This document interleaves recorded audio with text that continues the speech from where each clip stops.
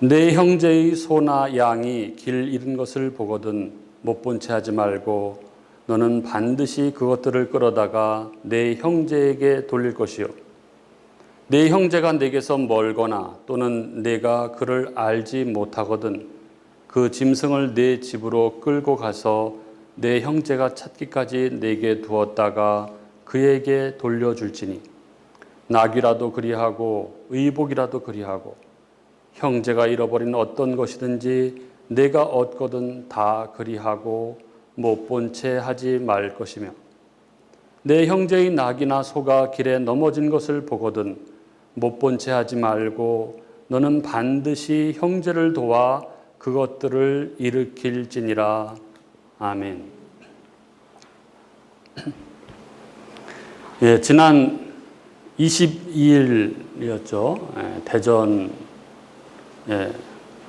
중구에 있는 그 뿌리 주차장에 있던 흰색 승용차가 후진해서 2.5m 깊이의 그 유등천에 추락하는 사고가 있었습니다. 그러니까 주차 연습을 하던 40대 여성 A씨가 당시 후진 기어가 들어가 있는 것을 모르고 가속 페달을 밟는 바람에 그 하천으로 추락한 것이죠. A씨가 겨우 2.5m니까 굉장히 깊은 거죠. A씨가 겨우 차량에서 빠져나와서 차체를 붙들고 허우적거리고 있었는데 많은 사람들이 그걸 지켜보고 있었는데 뭐 어쩔 줄 몰라 하고 그렇게 당황하고 있었는데 한 60대 시민 B씨가 하천 아래로 내려가서 그 구명환이라고 하죠. 이 구명 튜브를 먼저 던지고 상의를 탈의하고 수영을 해서 다가가서 그 여성을 구조를 했습니다. 이렇게 사고가 발생한 지 8분 만에 A씨를 구조하고도 이분은 자기의 인적 사항을 하나도 남기지 않고 호련히 자리를 떠난 것이 뉴스에 방영이 되었습니다. 시간이 더 지났으면 굉장히 위험했을 것이라고 골든타임을 넘기지 않고 때마쳐 잘 구조했다고 그렇게 이야기를 했습니다. 사랑은 누군가 도움을 필요로 하는 바로 그때에 머뭇거리지 말고 손을 내미는 것이죠. 사랑은 타이밍이 중요하다 이런 말을 합니다. 머뭇거리다가는 영영 기회를 잃어버릴 수도 있는 것이죠. 2001년 미국의 그 9.11 테러 때 세계무역센터가 쌍둥이 빌딩이 무너질 때 그 현장에서 찍은 사진들이 아주 인상적인 사진들이 있었습니다. 제일 기억에 남는 사진은 그 연기가 막 피어오르고 불이 붙은 그 무역센터 빌딩에서 사람들이 막 아비규환으로 막 이렇게 쏟아져 나오는데 반대로 그 건물을 향해서 뛰어가는 소방관들의 모습이 담긴 사진이 아주 굉장히 인상적인 사진이었습니다. 그 절체절명의 순간에 한 생명이라도 더 구하기 위해서 달려간 그 소방관들의 그 소명이 그 사진에 잘 담겨 있었던 그런 사진이었습니다. 그리고 또 하나의 사진이 아주 인상적인 사진이 있습니다. 이 사진은 아메리칸 피에타라고 불렸는데 소방관 4명과 경찰관 1명이 그 뉴욕 그 소방서 그 교목이 아니라 사목이었던 신부님의 시신을 옮기는 그런 사진이었습니다. 그 신부는 죽어가는 이 동료 소방관들을 위해서 마지막 기도를 해주다가 떨어지는 그 건물 파편에 맞아서 목숨을 잃었습니다. 이 사진이 아메리칸 피에타라는 이 제목이 붙은 이유는 이 모습이, 죽은 신부의 모습이 마치 그 성 베드로 대성당에 있는 미켈란젤로의 그 조각상 피에타와 흡사했기 때문이죠. 이 피에타는 이 마리아가 예수님을 무릎에 예수님 시신을 무릎에 이렇게 뉘어놓고 애도하면서 내려다보는 그런 모습을 조각한 그 작품이죠. 이 피에타라는 말이 이태리어로 긍휼이라는 그런 말입니다. 어떤 사람을 긍휼의 마음으로 바라보며 관심을 표할 때 이 피에타라는 단어를 사용합니다. 이 소방서 이 사목 신부에게는 이 피에타가 있었던 것이죠. 자기 목숨을 위해 당장 그 건물에서 빠져나와야 하는, 도망쳐야 하는 그런 긴박한 순간에도 죽어가는 한 생명을 위해서 기도를 포기하지 않았던 것입니다. 오늘 본문이 바로 이 하나님 백성들에게 이런 이 피에타의 삶을 명하시는 그런 말씀이 아닌가 그런 생각을 합니다. 오늘 말씀이 신명기 22장 1절부터 4절은 하나님 백성이 지켜야 할 각종 그 율법들의 세부 조항을 제시하고 있는 이 모세의 고별 설교 제2부 후반부 12장부터 26장 가운데 주로 사회생활 관련 규례에 대해서 말씀하고 있는 부분 중에서 내 형제 즉 이웃의 잃어버린 물건을 보면 못 본 채 하지 말고 찾아주고 이웃의 소나 나귀 등이 길에 넘어진 것을 보면 못 본 채 하지 말고 그 이웃을 도와 일으켜 주라 하는 이런 규례입니다. 오늘 이 말씀 안에서 하나님이 당신 백성에게 요구하시는 이 이웃 사랑의 명령이 나의 영과 나의 삶을 조명함으로써 우리의 삶을 재점검하고 우리가 하나님 앞에 바로 설 수 있는 그런 은혜의 시간이 될 수 있기를 바랍니다. 오늘 본문은 짧죠. 4절밖에 안 되는 짧은 본문이지만 이 본문 안에는 특별히 강조하는 것들이 아주 굉장히 강조돼서 이렇게 나타나고 있습니다. 그 첫 번째 강조되고 있는 게 뭐냐 하면 바로 형제라는 것입니다. 이 4절밖에 안 되는 오늘 본문에 형제, 내 형제, 뭐 형제 이런 단어가 7번이나 등장합니다. 그리고 또 반복되고 강조되어 있는 어구가 또 있죠. 우리가 읽으면서 또 느끼셨을 텐데 3번이나 동일한 어구가 반복되고 있죠. 뭐냐 하면 바로 못 본 채 하지 말고 라는 어구입니다. 1절에 나오고 3절에도 나오고 4절에도 나오죠. 그래서 오늘 본문이 강조하고 있는 메시지를 한마디로 이야기하자면 내 형제를 못 본 채 하지 말라 이런 것입니다. 내 형제, 즉 내 이웃의 어려움을 못 본 채 하지 말라. 그런 구체적으로 오늘 메시지인 이 내 형제를 못 본 채 하지 말라를 이 본문 안에서 우리가 한번 살펴보도록 하겠습니다. 1절을 보면 1절은 이렇게 되어 있습니다. 내 형제의 소나 양이 길 잃은 것을 보거든 못 본 채 하지 말고 너는 반드시 그것들을 끌어다가 내 형제에게 돌릴 것이요 이렇게 말씀하고 있습니다. 이 말씀은 역으로 이야기하자면 형제의 소나 양이 길 잃은 것을 보고도 못 본 채 한다면 죄가 된다는 것이죠. 왜냐하면 이게 하나님의 명령이지 않습니까? 그리고 하나님의 명령을 행치 않는 것은 죄이기 때문에 그렇죠. 이처럼 하나님은 당신 백성들에게 적극적인 선을 요구하십니다. 사실 세상의 법에 따른다면 누가 잃어버린 것을 못 본 채 한다고 해서 죄가 되지는 않습니다. 세상 법은 선을 행하기 위한 법이 아니라 악을 금하는 그런 법이기 때문에 그렇습니다. 그래서 세상에서는 악을 행하지 않는다면 비록 선을 행하지 않는다고 해도 그것은 죄가 되지 않습니다.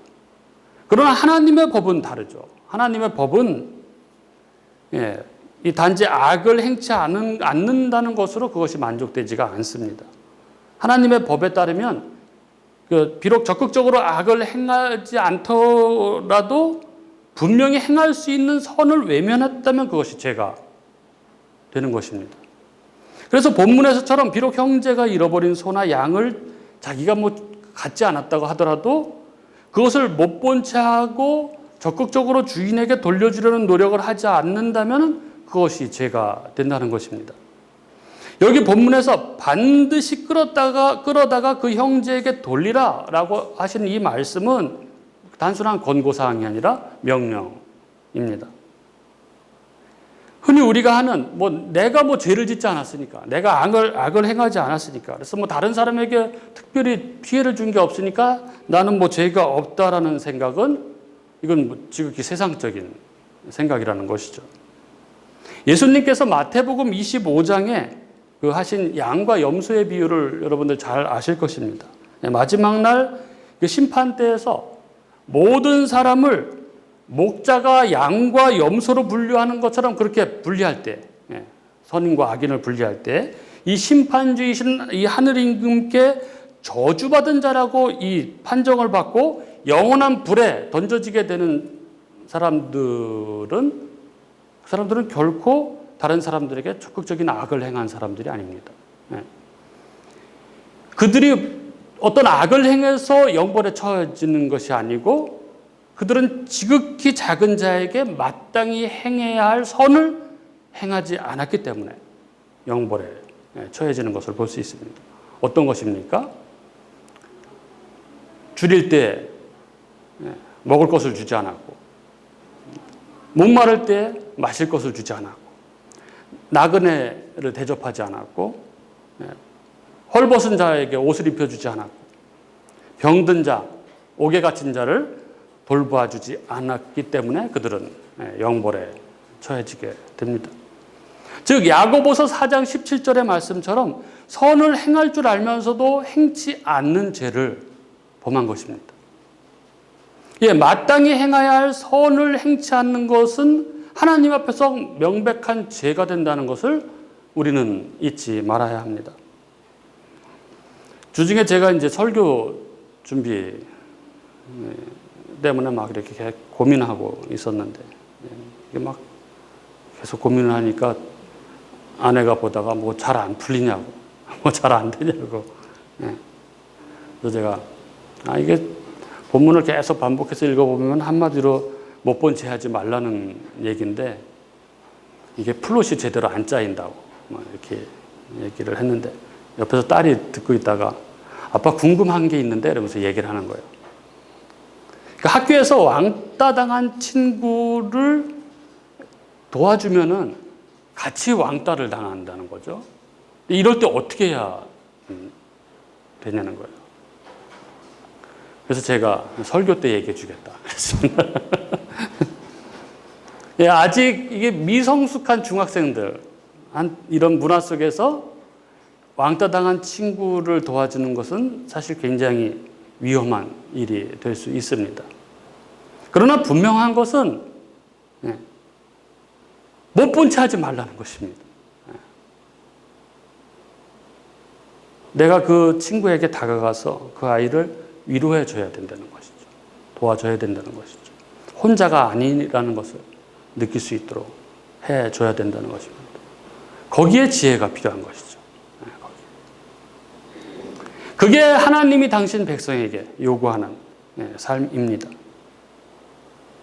그리고 우리가 또 잊지 말아야 할 것은 이 사랑에는 희생과 수고가 동반된다는 것을 우리는 오늘 본문 안에서 보게 됩니다. 2절에 보면은 소나 양을 잃어버린 사람이 멀리에 살거나 혹 그가 누구인지 알지 못할 때에는 그 주인이 나타날 때까지 그 소나 양을 자기 집으로 데려다가 보호하라고 말씀하고 계시죠. 이렇게 되어 있습니다.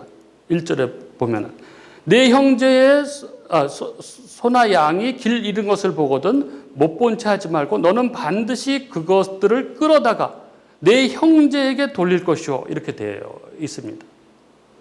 사랑의 실천에는 희생과 수고가 따릅니다. 왜냐하면 길 잃은 짐승을 보호하기 위해서는 그 짐승을 먹이고 돌보기 위한 그런 시간과 노동력과 비용이 소요되는 것입니다. 그렇습니다. 희생과 수고가 없는 사랑은 있을 수 없습니다. 사랑은 결코 입으로 하는 것이 아닙니다. 사랑은 헌신적인 희생과 손과 발의 수고로 하는 것이죠. 그래서 사도 요한은 요한일서 3장 17절 18절에 이렇게 말씀합니다. 누가 이 세상의 재물을 가지고 형제의 궁핍함을 보고도 도와줄 마음을 닫으면 하나님의 사랑이 어찌 그 속에 거하겠느냐 하면서 뭐라고 얘기하냐면, 자녀들아, 우리가 말과 혀로만 사랑하지 말고 행함과 진실함으로 하자, 이렇게 말씀합니다. 우리가 진정으로 이 하나님을 사랑하는, 그리고 이웃을 사랑하는 하나님의 백성이라면 우리는 결코 하나님과 이웃을 위한 헌신적인 수고와 희생을 마다해서는 안 될 것입니다. 만약 우리가 말로만 사랑을 이야기하고 이 힘든 수고와 희생을 마다한다면 우리의 사랑은 거짓이고, 그것은 우리가 진정한 하나님의 백성의 삶을 살고 있지 않다는 그런 증거가 될 것입니다. 그리고 또 하나, 오늘 본문에서 우리가 아주 주목해야 할 것이 있습니다. 그것이 뭐냐 하면, 이게 하나님이 말씀하시는 내 형제가 누구냐 하는 것입니다. 내 형제의 범위에 관한 것입니다. 2절에 보면 이렇게 되어 있죠. 내 형제가 내게서 멀거나 또는 내가 그를 알지 못하거든, 이런 구절이 있습니다. 하나님께서는 이스라엘 백성들에게 이 소나 양을 잃어버린 형제가 누구인지 알지 못할 때에도 그 소나 양을 보호하라고 그렇게 명하십니다. 이는 하나님께서 말씀하시는 형제가 단지 이 혈연적인 형제나 근친만을 이야기하지 않는다는 것이 분명하게 나타나고 있는 것이죠. 즉, 소나 양을 잃어버린 형제가 누구인지 알지 못한다는 것은 그 형제가 타 지방에 사는 사람이거나 혹은 이스라엘 땅에 거주하는 이방인일 수도 있다는 그러한 이야기입니다. 우리가 이웃을 사랑하라 하신 이 주님 말씀에 온전히 순종하지 못하는 이유가 바로 이 부분이 아닐까, 저는 그렇게 생각을 합니다. 우리는 우리 혈족, 내 가족에 대해서는 정말 끔찍합니다. 그러나 이 사랑이 내 혈족의 범위를 넘어서는 것이 쉽지가 않은 것이죠. 왜 그럴까요? 왜 우리는 이웃을 나 중심에서 넘어서지 못하면서 그렇게 살아가고 있는 것일까요? 그래서 왜 우리는 내 핏줄이 아니면 그렇게 못 본 채 슬그머니 외면하고 그렇게 살아가는 것일까요? 여기 고대 농경사회에서 소나 나귀는 애완동물이 아닙니다. 그 시대 소나 양은 그 가정의 생계를 책임지는 가장 중요한 자산입니다. 따라서 그들이 소나 나귀를 잃었다는 것은 이 생명을 유지할 중요한 수단을 잃어버렸다는 것을 의미합니다. 이렇게 모든 것을 잃어버린 형제, 이웃을 왜 사람들이 못 본 채 하는 것일까요? 여기 못 본 채 하지 말라라는 이 뜻의 히브리어는 이 숨다라는 이 의미의 알람이라는 단어의 재기형입니다. 그래서 원어적인 의미는 너는 스스로 숨기지 말라, 너는 자신을 숨기지 말라, 이런 뜻입니다. 그러니까 사람들은 자신의 희생이 요구되는 상황에서 스스로를 숨기는 것이죠. 손으로 눈을 가리고 보지 못했다고 하는 것입니다. 못 본 채 하는 것이죠. 그럼 사람들이 이렇게 자발적으로 남을 돕는 일에 선뜻 나서지 않고 자신을 숨기는 성향이 왜 생긴 것일까요? 태초에 인간 아담과 하와가 하나님이 금하신 이 선악을 알게 하는 나무의 열매를 따먹은 이후에 인간에게 이 숨는 성향이 나타났습니다. 그 범죄 이후에 하나님이 아담아 네가 어디 있느냐 이렇게 부르시죠. 이렇게 물으셨을 때 아담이 뭐라고 대답합니까? 제가 벗었으므로 두려워하여 숨었나이다, 이렇게 대답합니다. 이렇게 죄로 말미암아 하나님으로부터 숨는 존재가 되었을 때 인간은 선하신 하나님이 행하시는 수많은 일들로부터도 숨는 존재가 되어버렸습니다. 그리고 우리가 이 하나님의 놀라운 은혜로 다시 새 생명을 얻어 살아가는 그 은혜의 일상에서도 우리 안에는 여전히 이렇게 자신을 숨기고 싶어하는 죄성이 있습니다. 그리고 이것으로 말미암아 우리는 하나님이 명하시는 이 명령, 내 형제를 못 본 채 하지 말라는 말씀 앞에 순종하지 못하는 죄악을 범하고 마는 것입니다. 즉 죄성에 굴복하는 것입니다. 이것이 바로 죄와 비참함 가운데 있는 인간의 실존입니다. 그리고 이 죄성이 가져오는 인간 삶의 가장 두드러진 특징이 뭐냐면 바로 핑계와 자기 합리화입니다. 아담이 뭐라고 합니까? 하나님이 주셔서 나와 함께 하신 여자, 그가 그 나무 열매를 내게 주었으므로 내가 먹었나이다. 이렇게 대답합니다. 그리고 하와도 뱀이 나를 꿰므로 내가 먹었나이다. 이렇게 이야기하는 것이죠. 즉 이렇게 못 본 채 하며 살아가는 인간은 자기가 못 본 채 못 본 채밖에 할 수 없는 그 이유, 즉 핑계를 대며 자기를 합리화하는 것입니다. 그게 바로 나는 이웃에게 악한 일을 행하지 않았습니다.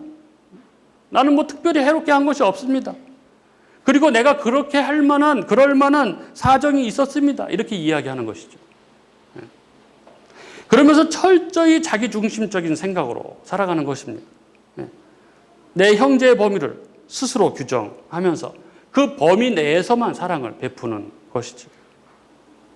이게 죄된 인간의 자기중심성입니다. 이렇게 자기중심성 속에서 자기 합리화를 하면서 살아가는 그런 자들을 향해서 바로 우리 주님께서 누가복음에서 한 비유를 말씀하신 것입니다. 누가복음 10장에 보면은 어떤 율법교사가 예수님께 뭐라고 질문하냐면 내가 무엇을 하여야 영생을 얻으리이까 이렇게 묻습니다. 이때 예수님은 율법에 뭐라고 되어 있느냐 이렇게 다시 묻습니다. 그러자 그 율법교사는 내 마음을 다하며 목숨을 다하며 힘을 다하며 뜻을 다하여 주 너의 하나님을 사랑하고 또한 내 이웃을 내 자신같이 사랑하라 하였나이다 이렇게 대답을 하죠. 그러자 예수님이 내 대답이 옳도다. 이를 행하라. 그러면 살리라. 이렇게 말씀하시죠. 그러자 이 율법교사가 이렇게 질문합니다. 그러면 내 이웃이 누구니까? 이렇게 묻습니다. 그리고 이에 대해서 하신 말씀이 그 유명한 선한 사마리아인 비유입니다. 여러분 이 율법교사가 왜 이 말, 그러면 내 이웃이 누구니까? 라고 물었을까요? 성경은 이것에 대해서 이렇게 적고 있죠. 그가 자기를 옳게 보이려고 했다.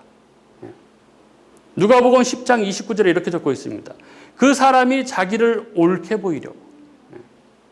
즉 이 말의 의미는 자기가 의롭다는 것을 입증하기 위해 이런 뜻이죠.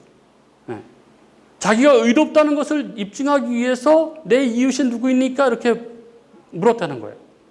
이게 무슨 말이냐 하면은 이 율법교사는 자신이 율법을 잘 지키고 있다는 것을, 그래서 하나님이 영생을 주신다면 바로 자기 같은 사람이 영생받기에 합당한 자라는 것을 보여주려고 했다는 것입니다. 그는 자신이 율법이 명하는 이 하나님 사랑에 관해서는 뭐 누구도 따라올 수 없는 최고라고 생각을 했습니다. 그는 누구보다도 열심히 성전에서 예배를 섬기고 또 하나님의 말씀을 암송하고 연구하고 자기만큼 하나님을 사랑하는 사람은 없을 것이라고 그렇게 자신을 했을 것입니다. 그리고 이웃사랑에 대해서도 그는 자신이 누구보다도 이웃사랑을 실천하는 그 자신을 드러내려고 했던 것이죠. 그래서 자신을 옳게 보이려고 이렇게 예수님께 물은 것입니다. 누가 내 이웃입니까? 그러면 그가 생각했던 이웃이 누구일까요? 당시 유대인들은 자신의 이웃이 될 수 있는 사람과 이웃이 될 수 없는 사람을 아주 엄격하게 나누었습니다. 즉 이웃을 확실하게 구분했습니다. 그래서 그 선을 넘은 사람은 뭐 사랑하지 않아도 된다고 생각을 했던 것이죠. 그들이 생각했던 이웃은 뭐 기본적으로 유대인입니다. 그리고 유대교로 개종한 사람들이죠. 하지만 그들은 이방인들 그리고 사마리아인들은 결코 그들의 이웃이라고 생각을 하지 않았습니다. 그리고 유대인이라고 하더라도 세리와 죄인들은 이웃이라고 생각하지 않았죠. 이들은 이것에 아주 철저했습니다. 특별히 율법교사는 이 율법적 기준에 너무나 철저했던 사람인 것 같습니다. 그래서 그는 이 자기 기준을 그리고 자기 기준에 철저한 자기의 행위를 자랑하려고 예수님께 이웃이 누구인지를 질문을 했던 것입니다. 그러나 이 율법교사의 예상과는 전혀 다르게 그리고 바로 이 사실 때문에 예수님께서는 이 선한 사마리아인 비유를 말씀하신 것이죠. 이렇습니다. 어떤 사람이 예루살렘에서 여리고로 내려가다가 강도를 만납니다. 예루살렘에서 여리고로 내려가는 길은 이게 거리는 35km 정도, 한 100리 정도 되는데 이 높이 차이가 거의 1km. 그러니까 예루살렘은 뭐 762m, 해발 762m고 예루살렘은 해수면보다 한참 낮죠. 마이너스 250m. 그러니까 35km 되는 거리에 이 높이 차이가 1km 정도 나니까 굉장히 이렇게 봐도 우리가 봐도 이제 급경사 꼭대기에 예루살렘이 이렇게 보이죠. 네. 그러므로 이 여리고로 내려가는 길은 아주 가파르고 험한 산지로 이어져 있고 지형적인 특징 때문에 바위와 이 동굴들이 많습니다. 그래서 강도들이 아주 숨기 쉽고 활동하기 쉬운 그런 것이죠. 여기를 지나가는 사람들을 강도들이 노렸던 것이죠. 예, 어떤 사람이 그 위험한 지역을 내려가다가 강도를 만난 것입니다. 예, 강도들은 이 사람의 옷을 벗기고 거의 죽을 정도까지 때린 후에 버리고 갔다고 그렇게 말씀하시죠. 옷을 벗겼다는 것은 모든 소유를 다 뺏었다는 거죠. 예, 옷까지 뺏어서 갔으니까. 게다가 죽을 만큼 심하게 때려서 버려두고 갔기 때문에 이 강도 만난 사람은 스스로 움직일 수도 없는 정도죠. 그러니까 다른 사람의 도움이 없이는 옴짝달싹을 할 수 없는. 그래서 살려달라고 소리칠 수도 없고, 겨우 소리친다고 해도 들을 사람도 아무도 없는. 그래서 그냥 가만두면 죽을 수밖에 없는 그런 비참한 상황입니다. 그런데 마침 극적으로 그 길을 제사장이 지나가게 되었습니다. 누가복음 10장 31절에 보면 마침 한 제사장이 그 길로 내려가다가 이렇게 적고 있습니다. 그 인적이 드문 길에 마침 제사장이, 다른 사람도 아니고 제사장이 그 길로 내려온 것입니다. 제사장은 율법에 따라 성전에서 희생제사를 드리는 아주 경건한 사람입니다. 제사장이라면 여기 죽어가는 자를 충분히 도와줄 것입니다. 그런데 제사장이 31절에 보면 그를 보고 피하여 지나가고 이렇게 적고 있습니다. 그 강도 만난 자를 보고 피하여 지나갑니다. 여기 피하여 지나간다는 말은 의도적으로 못 본 채하고 반대편으로 발길을 옮겼다는 그런 의미입니다. 제사장이 분명히 그 사람을 보았지만 못 본 채하고 피해갔습니다. 그 죽어가는 사람을 두고. 그런데 이어서 또 한 사람이 그곳으로 옵니다. 바로 레위인이죠. 레위인도 성전을 섬기는 사람입니다. 그런데 그도 그 사람을 보고 피하여 지나갑니다. 레위인도 못 본 채하고 피하여 지나갑니다. 이 제사장과 레위인이 그래서 이후 모든 사람들에게 지탄의 대상이 되었죠. 그러나 사실 이들의 입장에서 보면은 이들이 이렇게 못 본 채하고 지나간 나름 이유가 있습니다. 이들은 이 토라 율법에 따라 그렇게 한 것일 수 있는 것이죠. 사람의 시체를 만진 사람은 부정하게 된다는 그 정결법을 그들은 엄격히 지킨 것이죠. 그리고 제사장은 직계 가족을 제외하고는 부정한 시체와 접촉하는 것을 금하는 것이 율법이었기 때문에 그 율법대로 한 것일 수 있습니다. 이 제사장과 레위인이 쓰러져 있는 사람을 못 본 채하고 지나간 것은 그들에게는 충분한 그럴 만한 이유가 있다고 볼 수 있는 것이죠. 그런데 예수님은 이 이야기에 또 한 사람을 등장시킵니다. 바로 어떤 사마리아인입니다. 이 사마리아 사마리아인은 우리가 잘 알다시피 유대인들로부터는 개같이 개 취급을 당하는 인간 취급을 하지 않는 그런 사람이었습니다. 그런데 이 사마리아 사람은 강도를 만나 죽어가는 사람을 보고 불쌍히 여겼습니다. 에비타입니다. 33절에 보면은 그를 보고 불쌍히 여겨 이렇게 적고 있습니다. 이 사람인적 드문 곳에서 그렇게 홀로 죽어가고 있는, 그래서 그 누구에게도 구조의 요청도 할 수 없는 그가 너무나 불쌍해 보였던 것입니다. 이 사마리아인은 이 강도 만난 자에게 그래서 다가가서 그를 위해서 정성껏 마음을 다해서 상처를 싸매 주었습니다.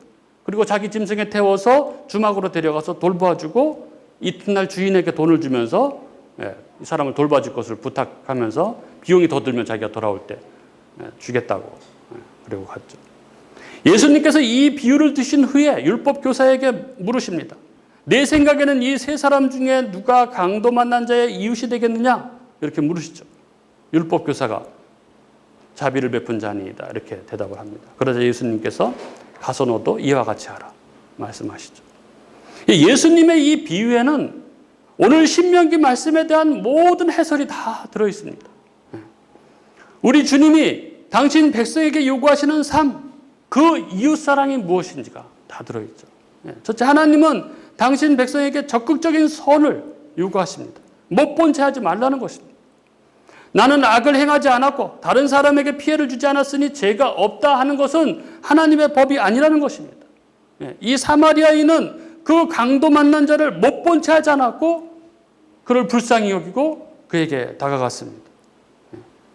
그리고 사랑에는 희생과 수고가 동반된다는 것을 보여주고 있죠.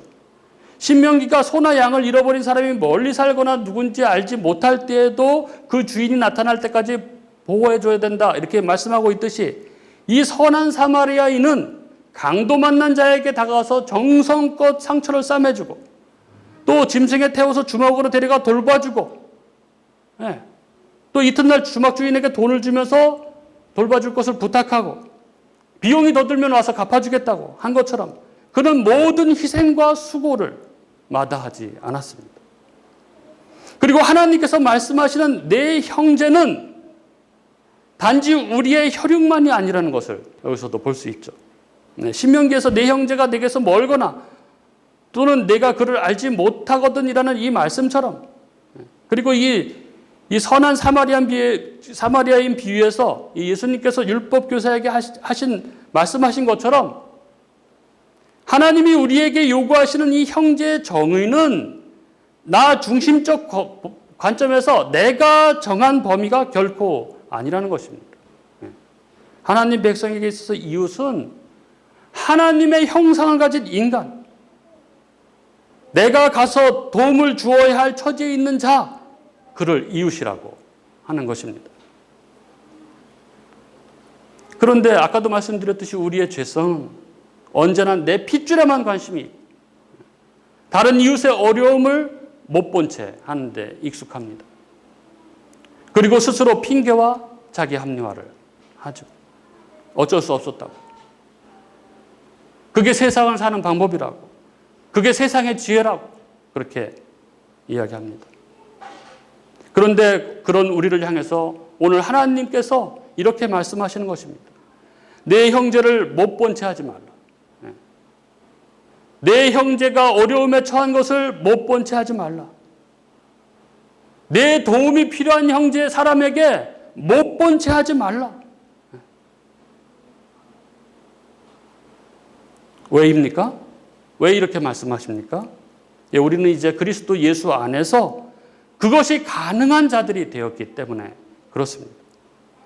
바로 내가 그 잃어버린 소와 양이고 넘어져서 일어나지도 못하던 나귀인데 그리스도께서 나를 먼저 찾아오셔서 나를 일으켜 세워주셨고 바로 내가 강도 만난 자이고 그래서 내가 어떤 도움도 청할 수 없고 그렇게 죽어갈 수밖에 없는 자였는데 그런 나에게 이 선한 사마리아인으로 다가오셔서 나를 살려주셨기 때문에 그분이 바로 우리를 불쌍히 여기셔서 영원히 죽을 수밖에 없는 우리를 구원해 주시고 우리가 믿을 때 우리의 심령 가운데 오셔서 좌정하시고 우리에게 이렇게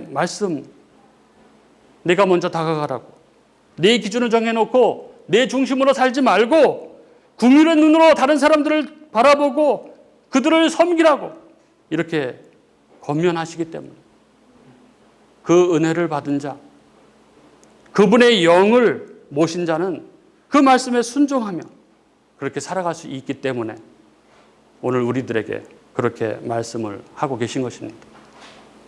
앞서 설교를 시작하면서 제가 말씀드린 22일 날 이 대전 주차장에 있던 흰색 승용차가 후진해서 2.5m 이 수심 유등천으로 추락했다가 구조된 이야기. 굉장히 인상적인 이야기였었는데 뉴스에 계속 나오고 그 이야기가 며칠 후에 26일 날 다시 중앙일보에 기사가 올라왔습니다. 그 기사 제목이 뭐였냐면은 하천에 빠진 여성 구한 뒤 떠난 영웅, 그는 맥주병이었다. 이런 제목이었습니다. 기사에 의하면은 차와 함께 하천에 빠진 여성 운전자를 구하고도 자신의 인적 사항을 남기지 않은 채 호련히 자리를 떠난 남성이 사실은 수영을 잘 하지도 못하면서 생명을 구하기 위해 나선 것으로 확인됐다. 이렇게 적고 있습니다. 대전소방본부에 의하면 이 A씨가 구급 대원들에게 이 구해준 그 여성 A씨가 구급대원들에게 인계되는 것을 확인한 B씨는 그제서야 한숨을 돌렸는데, B씨는 이 러닝셔츠와 짧은 하의만 입고 가쁜 숨을 몰아쉬고 있었다고 합니다. 그에게 소방대원이 평소에 수영을 잘 하시느냐 이렇게 물었더니 그가 뭐라고 대답했냐면 수영을 난 잘 못한다. 근데 사람이 물에 있기 때문에 뛰어들었다. 이렇게 대답했다고 합니다. 그도 다른 사람들처럼 그저 바라만 볼 수도 있었고, 그리고 더더욱 그가 수영을 잘 할 줄 모르기 때문에 그렇게 한다고 해서 그의 양심에 찔리거나 그를 비난할 만한 아무런 이유가 없었을 것입니다. 그러나 그는 그 물에 빠져 허우적거리는 사람을 못 본 채 할 수 없었고, 그래서 수영을 잘 하지 못함에도 불구하고 물속에 뛰어들었던 것입니다. 오늘 이 하나님의 말씀 앞에 서서 우리 자신을 돌아볼 수 있기를 바랍니다.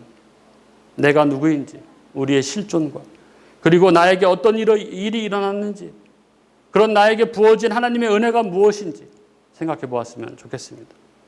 그리고 그 은혜를 받은 자에게 말씀하시는 이 하나님의 음성 속에서 내가 하나님이 보여주시는 것을 마음의 눈을 감고 보지 않으려고 한 것은 없는지, 나 스스로 숨은 것이 없는지 돌아볼 수 있는 그런 시간이 될 수 있기를 바랍니다. 그래서 예수 안에서 그 은혜를 받은 자, 성령을 모신 자로서 내 안에 계신 주님의 모습이 내 삶에 가득한 그런 복된 삶을 사는 저와 여러분이 될 수 있기를 주님의 이름으로 축복합니다.